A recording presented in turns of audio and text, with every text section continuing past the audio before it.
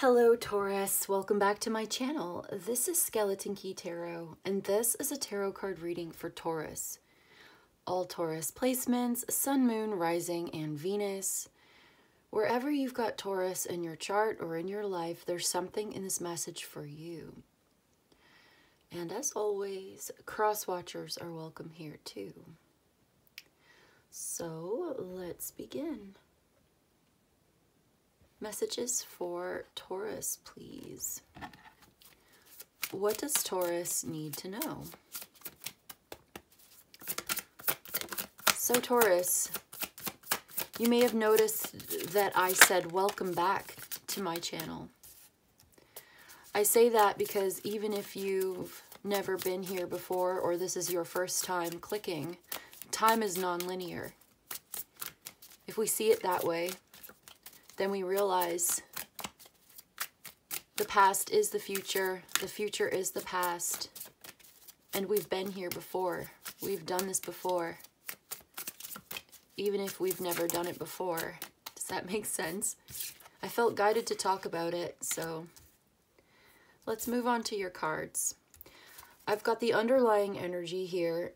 3 of Swords, 6 of Wands, 2 of Swords. This is a very challenging situation, and the way that you overcome this difficult, stressful set of circumstances is to make a decision. You have a tough decision to make, and you're really not sure what to do, how to rise above it. There is a very, very challenging energy here. Feeling trapped and stuck. It's a lot in your head. It's the way that you're thinking about it. Okay, let's get the overall message today. We've got the Mother of Wands at the bottom of the deck. And on the split, we have the 7 of Cups. Again, a very emotionally charged situation here where this may be you and your Queen of Wands energy. You may have fire sign in your chart, or you may be dealing with a fire sign, Aries, Leo, or Sagittarius. The Queen of Wands is somebody who's very outspoken. She's very firm. I'm getting somebody who's like usually very much so in charge of herself. She takes the lead. She's a very feminine, like attractive, magnetic, charismatic person, but she's also very, sometimes she can be the most masculine, I think, when it comes to being extroverted as far as the queens go. I know the Queen of Swords can be like that too, but this is somebody who is very warm and friendly and exuberant. I'm getting exuberant, like radiates fire sign energy.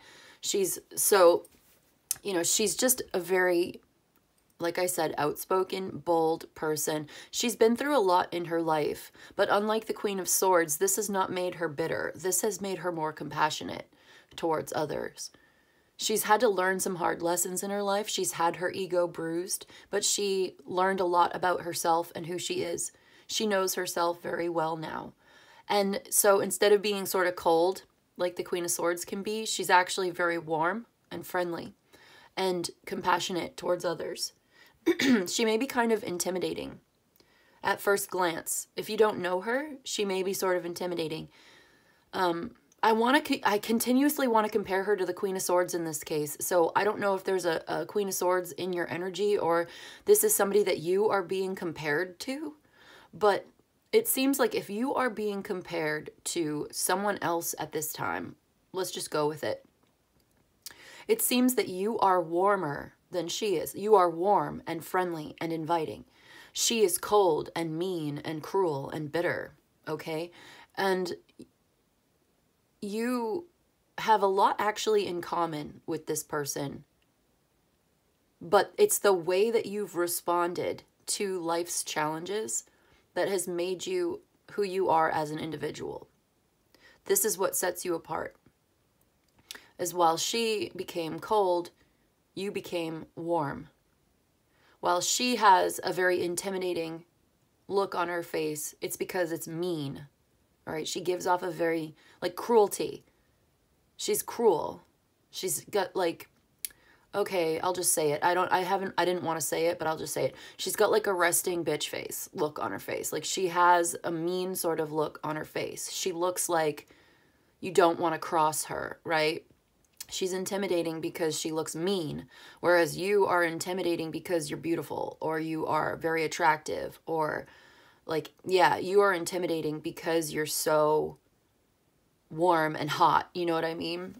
And even if you look kind of scary in your own kind of way, like, it's a totally different vibe.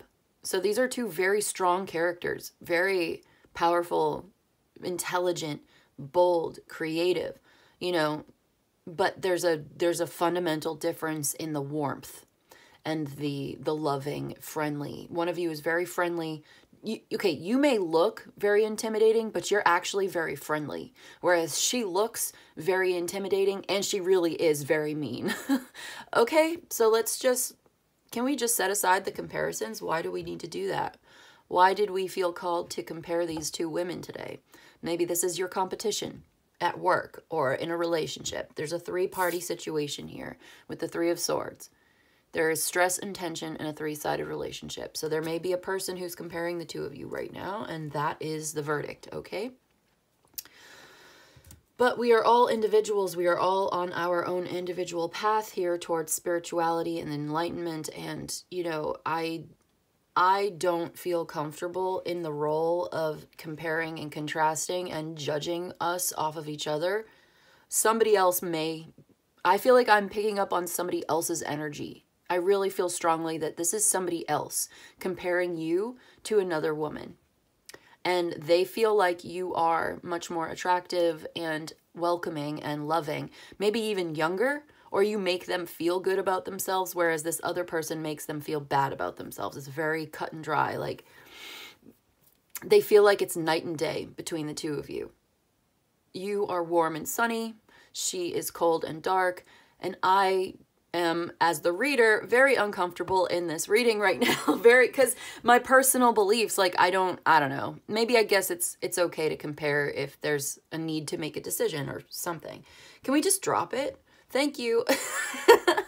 Does this make you uncomfortable too? I'm picking up, like, I just feel there's a serious discomfort here. And maybe this is you too. Like, you feel uncomfortable being compared and put in this position because maybe there's a more like egalitarian mindset that you'd rather achieve, accomplish, or promote a more egalitarian spiritual approach to being loving and caring for all, and understanding and compassionate for people. So I feel like you, and maybe me too, maybe we have this in common. As the Queen of Wands, she's more compassionate, right?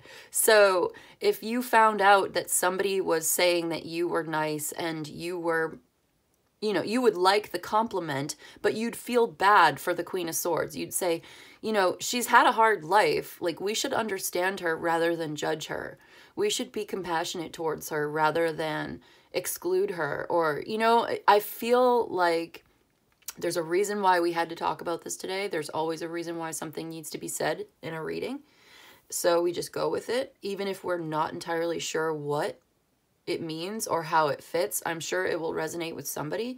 I think you would feel bad knowing that this other woman is being compared to you in an unfavorable way, even if it's sort of based on the truth. Like, even if it's true, like, she's mean, she's cruel, she's definitely playing a sort of villain role here. Maybe she's in her villain era, you know what I mean? But you've been there. You've been in pain before. You understand, and you have compassion for somebody. And I think that ultimately this would not feel good for you. You would not feel a sense of accomplishment or like superiority over somebody else for this reason.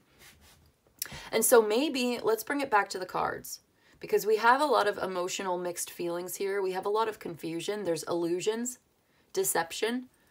Okay, there has been some kind of deception, and there's been some kind of feeling of uncertainty and confusion, not knowing what exactly is true or what to believe, maybe doubting your own intuition or doubting something about, yeah.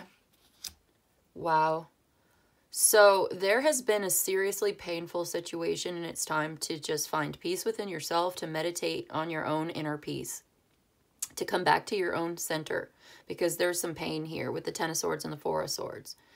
And I feel like it's over, like the worst of it is over, but for now you are needing to sort of detach and to quietly remove yourself because you do not want to feed into this drama, this conflict with this person. This Queen of Swords, she keeps coming back to my mind, and there's a lot of swords here. I want to talk about her a little bit more. This is not your enemy, or perhaps this is your enemy, okay? I'm not sure. Is this your enemy? Do you have enemies? When does a Taurus have an enemy?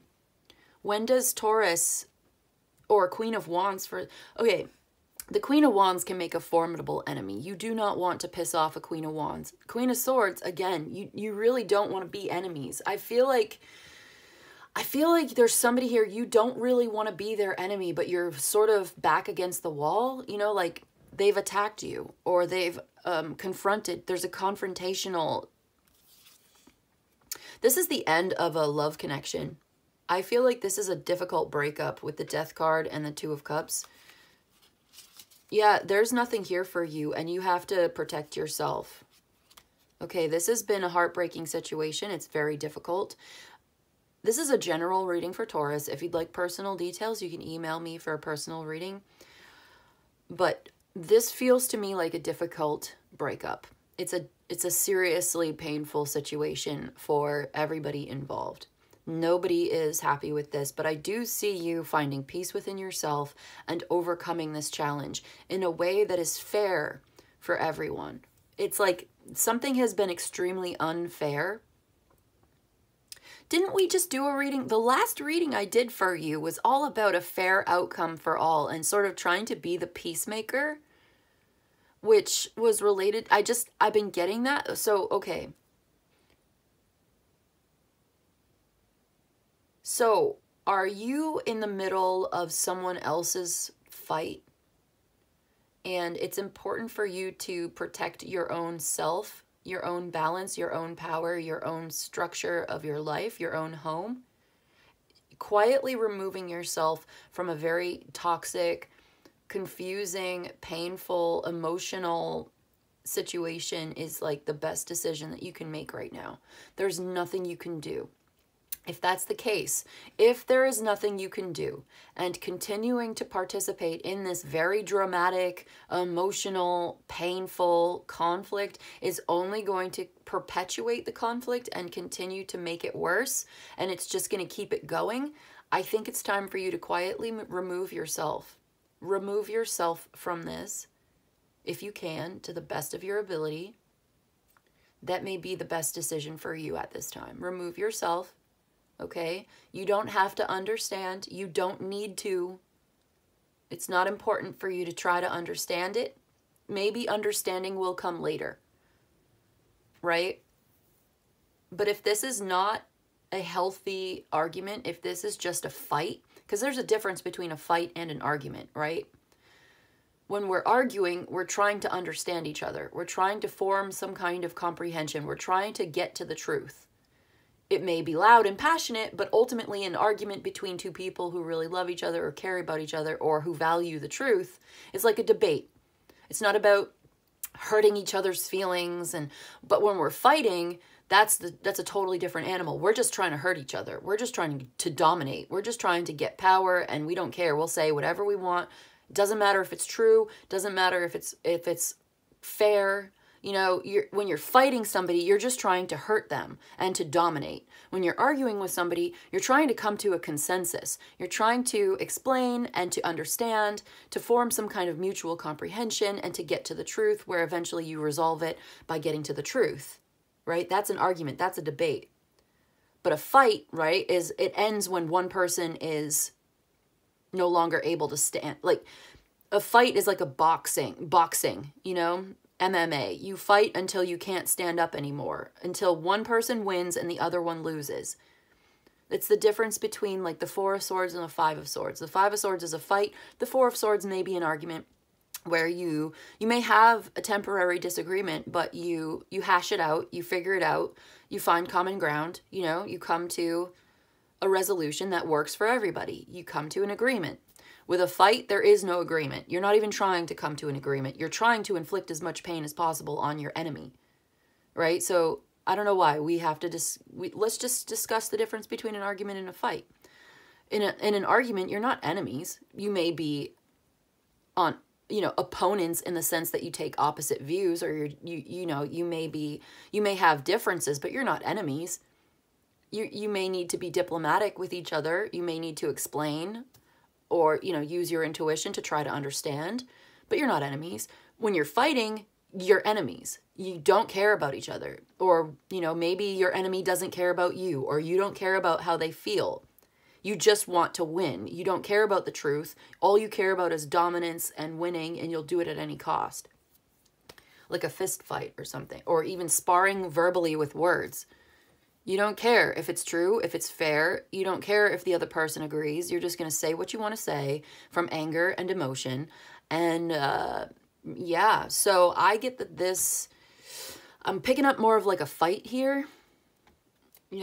Okay, and somebody's been extremely stubborn and unwilling to make a decision, or they're having a hard time making a decision, or they're taking a long time to make a decision.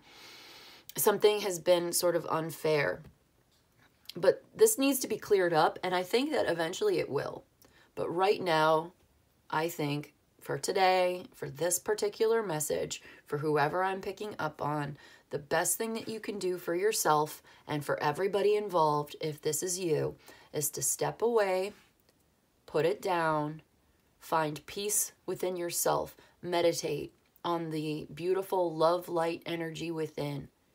Surround yourself energetically with a beautiful white light aura, the white light of healing and love, and radiate healing and love from the peace and quiet and comfort of your own personal space. That may be easier said than done for some of you if you're living with somebody who you're in a fight with.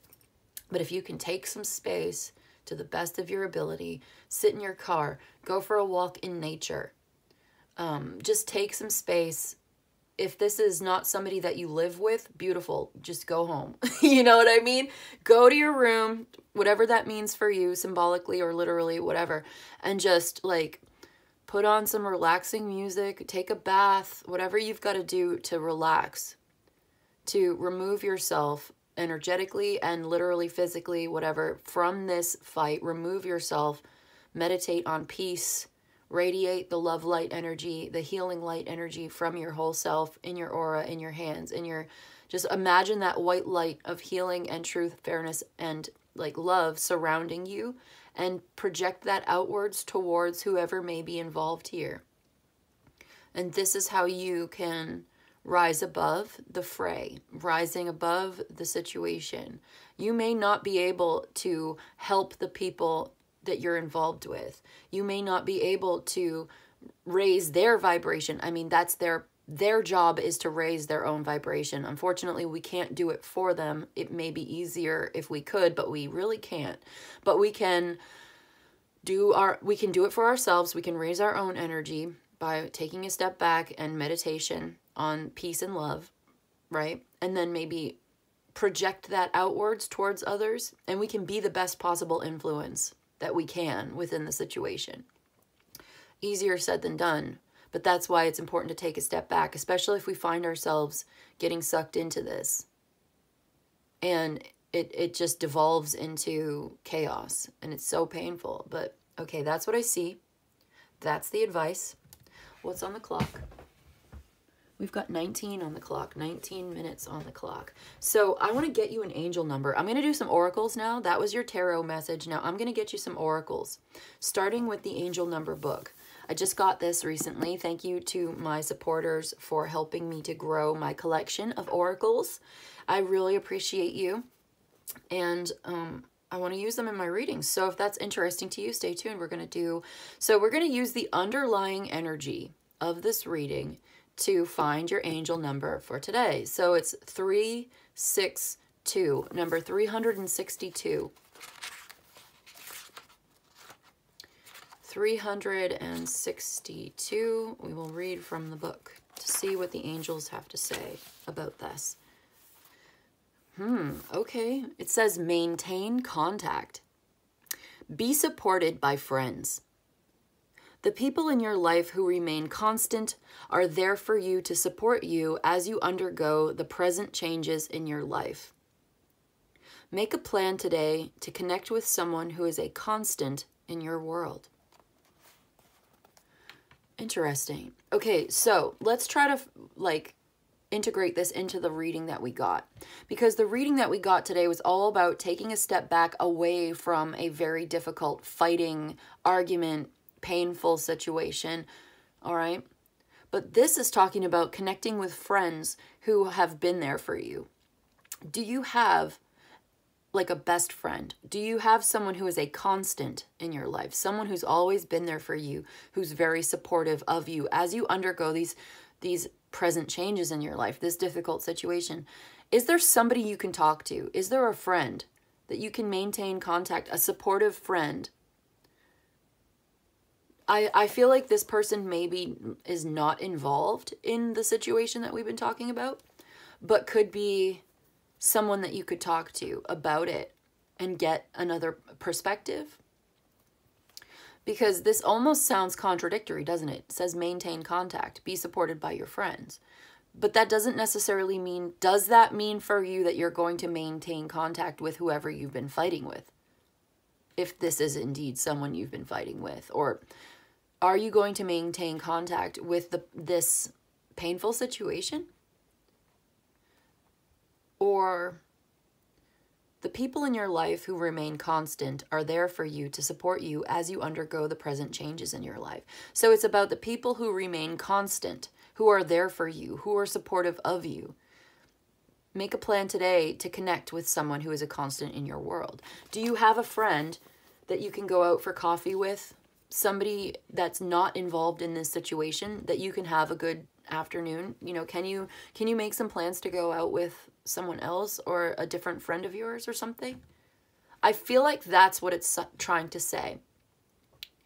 So let's just take it as it resonates for you, because it may mean something a little different for you. But I see you here making a difficult decision to rise above a situation that's been painful and confusing by focusing on yourself and meditating on peace and love in your heart, alone in quiet, getting some rest and recovering from this pain by resting, taking a break, taking a step back, stepping away from it, putting it down, finding peace within yourself and recovering from this. That's how you find recovery. So maybe a part of that is not necessarily having to do it all by yourself. You don't have to be alone. You can step back and spend some time in meditation, and then also you can go out to coffee with like your best friend or something. Perhaps somebody that's not connected with this negative situation. Maybe somebody that can be supportive of you, who can listen to you, who can, you know, give you good advice, or at least like you could have fun together and do something else, right? Okay, I feel like that's the message. Let's get one or two Enigma cards for my Taurus today. Maybe one or two. Here we go. Visitation. This is an unexpected change of plans. This is a visitor visiting with somebody. And I feel like you're being advised to maybe get in contact with somebody that you haven't seen in a while, and then we've got divining. So there's asking questions and finding answers here in there's an unexpected change of plans and maybe a visit with a friend. Yeah, and then divining is like there's something hidden underneath the surface here that you need to figure out, or you need more information, or it may be good for you to get a personal reading, right? Divination coming through, with whether it's with me or with somebody else. There's also, it's like there's a need to look underneath the surface, to ask questions and find answers. So this could be connected, like you could have a friend and you can ask your friend, what do you think? And they give you an unexpected response that helps you to change your plans. Because it looks like you're going through an unexpected change of plans here. And there's more to it than you know. There's something going on beneath the surface that, yeah, there's some deception here with the Seven of Cups. There's more to this story and you don't know everything about it. And so I think there's a warning here, or a caution, to realize that you don't know everything that's going on in this situation right now. And you may need to get an outside perspective. And you may want to change your plans here, or this may lead to an unexpected change of plans, something like that. All right, now the last oracle I'm going to use for this reading today is called the Visions in the Liminal Space Oracle deck. Oh boy, that's too many. I'm just going to take the one that came out on top, upright, you know what I mean, that flipped over. This is a new deck that I just bought the other day. I have not learned it by heart yet, so we will learn it together. If that's something that's interesting to you, I will read from the book. Some of the cards are a little bit spooky, and some of them are a little bit, like, detailed, and others are very short and sweet and very beautiful. So it's a kind of mixed bag with this one. But the first card that came out is Excelsior, and that is the New York State motto, and it means rise above. So again, rising above. Do you see the Luna moth here? Can you see the Luna moth rising up? It reminds me of the imagery in the Six of Wands here. Rise above. That's what it says. We'll read it from the book to make sure I'm remembering it correctly. But yeah. Oh my gosh, look at this. Believe nothing that you hear and only half of what you see. It's not what you think it is, or not is all as it seems. Not everything is what it seems in the situation. There's some kind of deception for sure. Rising above the deception here. Believe nothing that you hear and only half of what you see. Let's read from the book. What does the book have to say to us about it? It's beneficial to remain aware of the astonishing subjectivity of perception. For consciousness is informed by countless experiences and conditions unique to the individual. What you are hearing and seeing, telling and being told are spiked with the self-deception that is inherent to the human condition. That's just like the Seven of Cups. A map is not the same as the territory it represents, nor is your perception of truth necessarily true. Words are symbols that fail to fully grasp the nature of reality. Reality itself is a fragile and subjective operating system. If language can serve only as a pale construct of a reality that eludes us, both concepts must be understood to be imperfect. What are you left with now? A tonic for the anxious mind to not believe every thought that passes through. Don't believe everything you think and hear. Everything is subjective. It's not necessarily true. I think this is maybe the gentlest possible way to say it, or at least it's the gentlest way that I can say it personally. It says ever upwards. Excelsior says ever upwards. So we're going ever upwards towards the truth, but we're not quite there yet. We're rising up above this situation of deceptions and lies and betrayal and all of that, but maybe we're still not quite there yet. There's still more to learn. There's something going on underneath the surface. You don't know everything. That's the message for you today, Taurus. You only know half of the story. You're only getting half of the story, right? Your perception is very limited by subjectivity. And so let's not make any assumptions about what is true in this situation. That's your advice. One more thing. You're searching and finding the hidden source. There's latent information and a need to dig beneath the surface. You're looking for it. So continue looking for it ever upwards on your search for truth. I think you'll get there eventually. There are many layers to the situation. There's like 4 different layers. Okay, that's what I've got for you today, Taurus. I hope this was helpful. I hope it was of service to you. If you enjoyed this and you'd like a personal reading, I currently have 3 different options available, but I'm thinking about expanding that and making like a whole menu. Let me know what you think of that idea. So yeah, you can email me. I'll let you know how it works. You let me know what you need. But in any case, I just want to say thank you so much for joining me today, and I'll see you in the next one, okay? Bye.